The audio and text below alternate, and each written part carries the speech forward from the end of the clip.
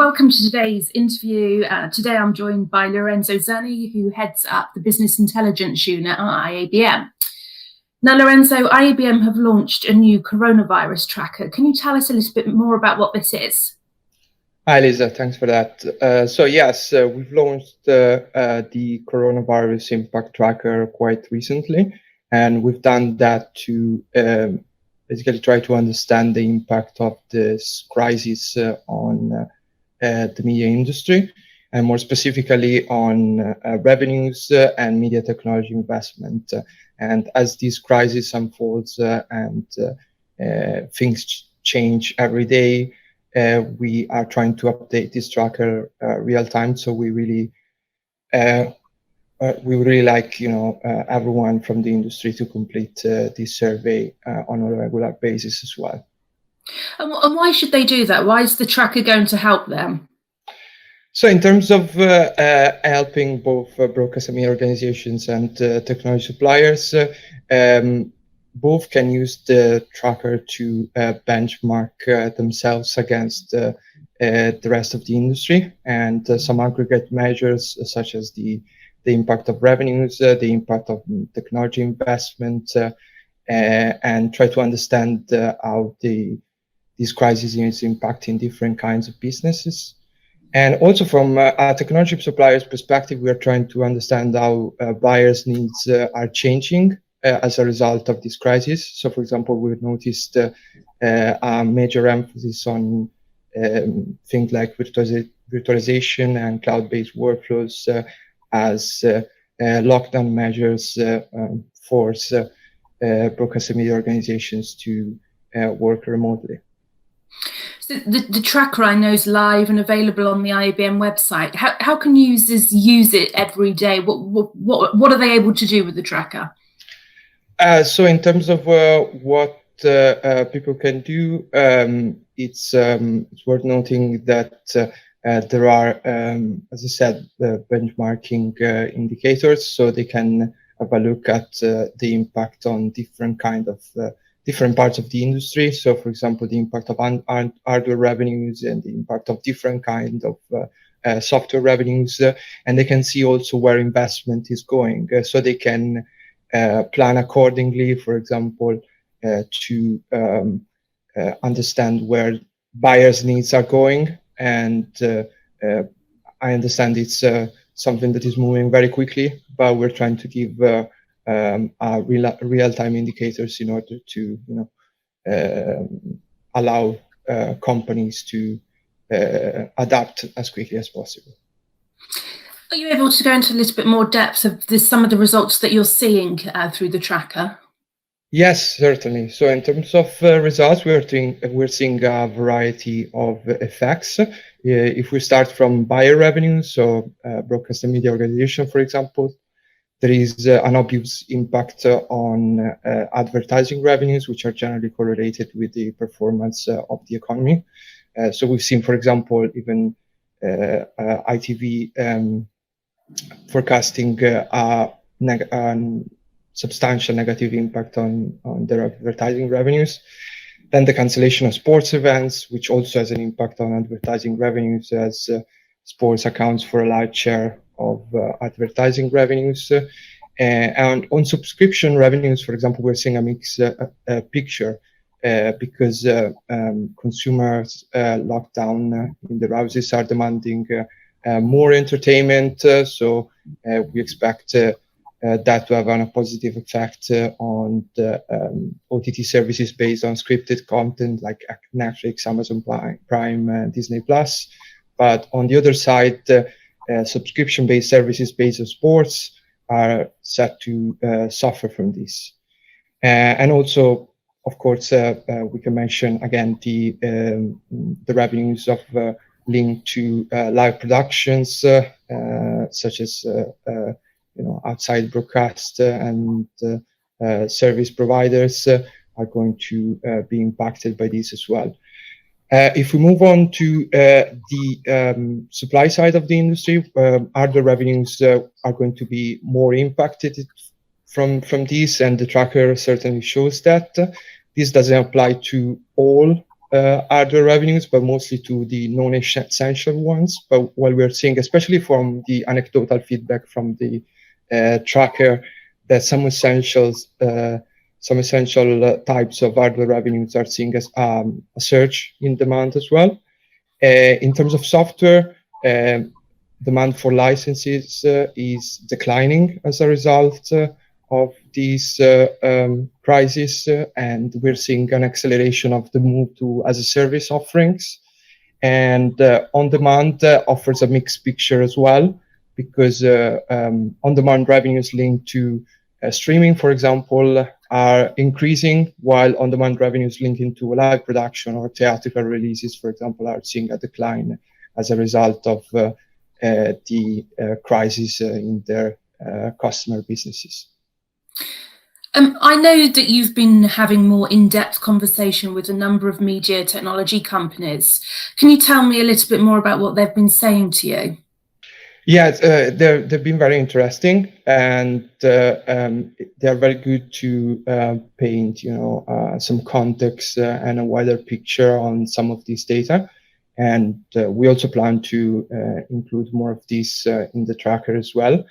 So in terms of media technology investment, we've noticed from interviews with the broadcasting organizations and buyers more generally that risk preferences are shifting dramatically. So the top priority of buyers at the moment is allowing remote working and allowing business continuity in terms of bringing forward their operations. Some buyers were happy to have moved to the cloud, for example, a few years ago, and those who haven't are shifting in that direction very quickly. So that is, of course, as we said earlier, having an impact on supplier revenues. And it was also interesting from my perspective to understand the impact on creative innovation, because, of course, most productions are being halted because of physical contacts and lockdown measures. So broadcasting organizations need to be very creative in terms of finding new programming formats and new workflows to allow for consumers to consume content at a time when demand for content is increasing while supply is shrinking. So, for example, we've seen that in news, but also in sports. It will be interesting how sports broadcasters try to leverage their content archives to try to keep fan engagement high at the moment where sports are not happening. And in terms, we talk about broadcasting organizations' top priority, and we think that everything that is not essential to allow remote working at the moment will be slowed down and halted. So I think the interviews have painted again as well as a mixed picture, which is interesting to see. But we will include everything also in the tracker. Great. And this is a really tough question to ask, but based on what you're seeing at the moment, where do you think the media technology industry is going to be when all of this is over? Yeah, it's a very tough question. I think no one knows for sure. The impact is very uncertain, but we can try to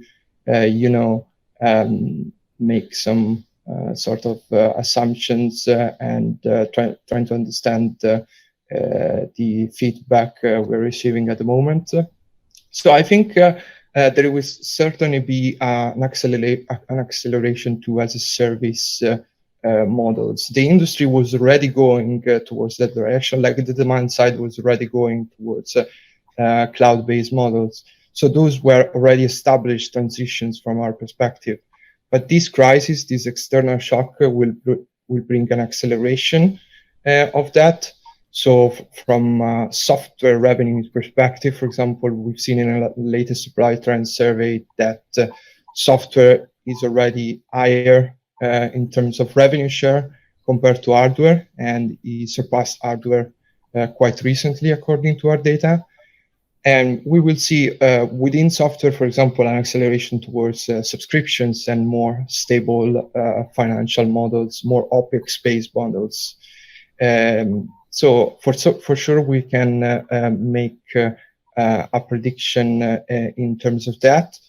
And also we will see, and it's inevitable, some financial distress on some of the companies that are mostly reliant on hardware and on legacy offerings.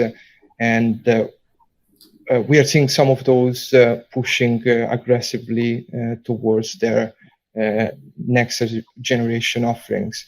And from a selling models perspective, we think that face-to-face interactions are essential in this industry, not just to sell, but also to discuss technology roadmaps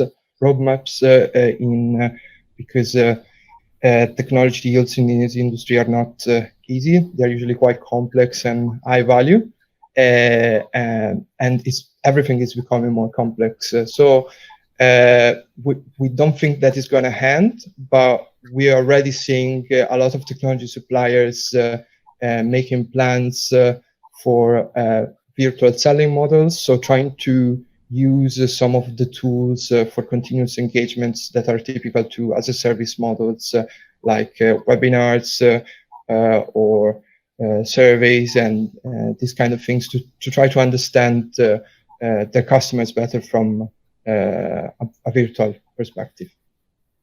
Great. And so the tracker is available and live. How can people get involved? What do they need to do? So to get involved, you just need to go on the IABM website, and there will be a link to complete the survey. We would really like people to update their views and their opinions as soon as things change, because we understand these, as I said before, the situation is changing significantly on a daily basis, even hourly basis, with all the figures we are receiving from different countries.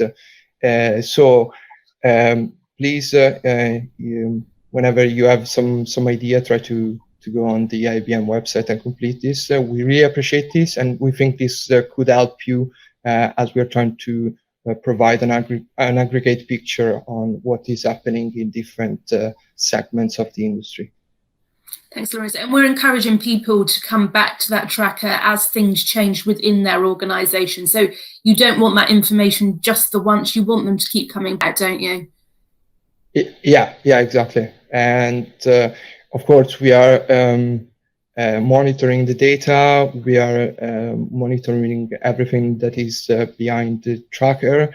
And we plan to expand the tracker and to as I said, add a little bit more context into it. So this morning, for example, I had some slides on analyzing, the impact of different shifts on different parts of the industry, and we will be doing more analysis of the text feedback as well, trying to make it a little bit more objective. In the report, so we will be adding things continuously as well from our side. Great, thanks very much, Lorenzo. Thank you.